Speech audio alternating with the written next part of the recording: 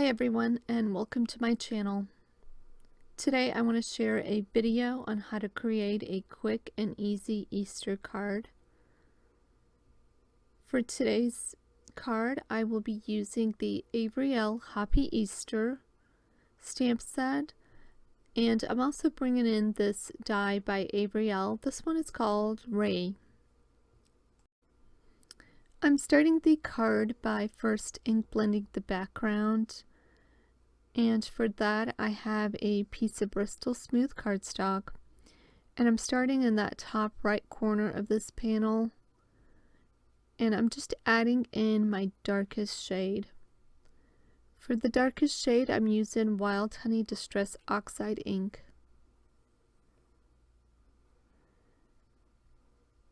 And then I'm coming in with a couple of lighter shades, and the reason why I started ink blending darker in that top right corner is because when I flip the die over, the impression of that sun will be the darkest, or the impression of the darkest will be where that sun lays, and then as the rays radiate out, the shading will get lighter.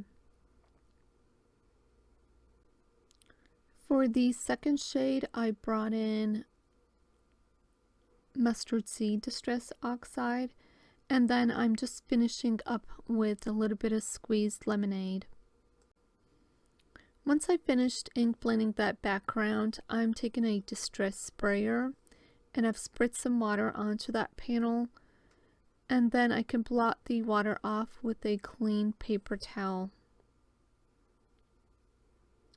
And then I've added my cover die to the top of that panel and ran it through my die cutting machine, leaving a nice impression of that sunshine ray.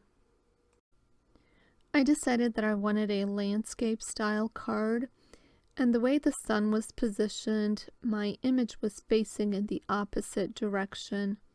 So to fix that, I decided to do a little bit of mirror stamping.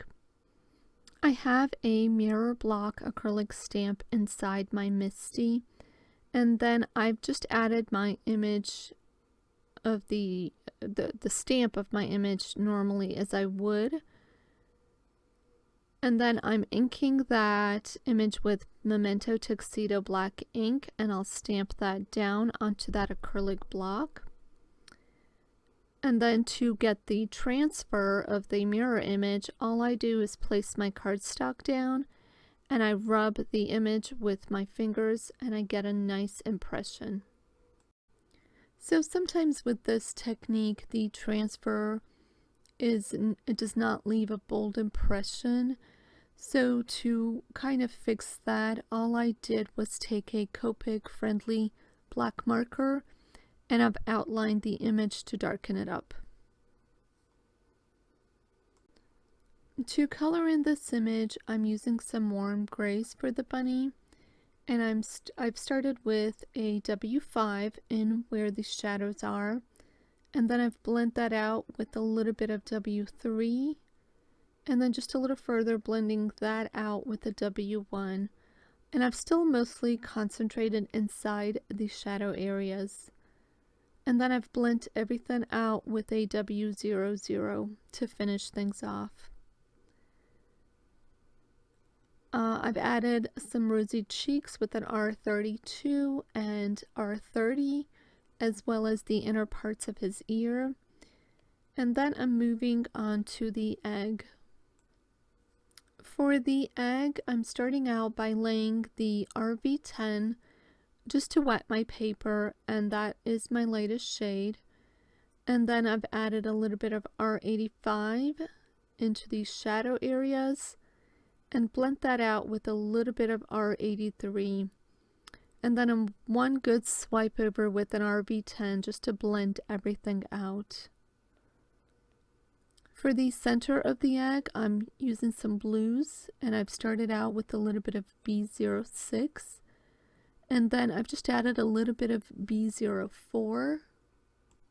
And then I thought I could just blend everything out with a B01. but I was having a little bit of trouble, and so I've tried a little bit of tip to tip with the B04 to see if I could blend that line a little bit more. And then I just realized I could just use a B02 to work that out and blend out any harsh lines that I had. And then I finished everything off with B01. Since the egg is a central point of the image, I wanted to make it more pronounced, and I've decided to add some polka dots with a white gel pen. I think it just dressed up the image a little bit more. And then I did use my Scan and Cut to cut this image out, and I've set it off to the side to finish out the sentiment. I'm adding the I'm adding the sentiment from the stamp set onto a piece of black cardstock. I've treated my panel with some anti-static powder, and then very carefully I've lined up the first part of the sentiment onto the door of my Misty, and I'm stamping that out. Once I have that first part stamped down, I can go ahead and align the second part of the sentiment onto the cardstock, and then stamp that down using VersaMark ink. Now I probably could have done this all together instead of messing with it piece by piece, but I'm just a little weird like that, and yeah. Anyway, once I stamp that second part out, I can go ahead and add my white embossing powder and heat set that with my heat tool.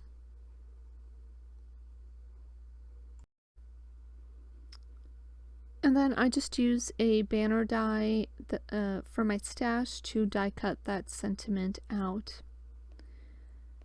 So here I'm going to start finishing off my card. I'm using the small grass outline from the stamp set, and I'm stamping that directly down onto my ink blended panel.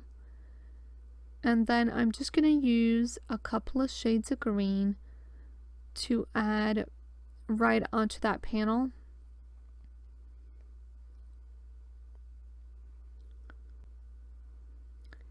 And then I wanted the entire front panel to be popped up, so I'm using some fun foam that I've cut down to fit the front panel, and then I've just pressed that into place.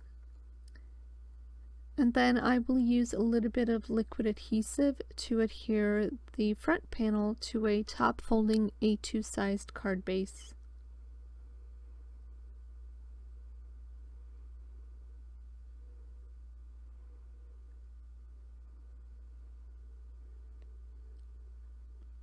And try my best to center that. And then I have all of my images ready. I have those popped up on some fun foam as well, and I'm going to start adhering those down. I did color in a couple of the little hearts, and I cut those out, and then I'm adding those with a little fun foam, just a couple of them to the front, and then I can just pop my sentiment in and adhere that to the front of the card. Now the only thing I would change about this card is the inner portion of that sun. After seeing the finished card on screen, I think it would have looked much better if that sun was a little bit popped up. But I'm still happy with the end result of this card. So that will complete my quick and easy ink blended Easter card. I hope you enjoyed this tutorial and found it helpful. Thank you so much for stopping by today, and I'll see you next time.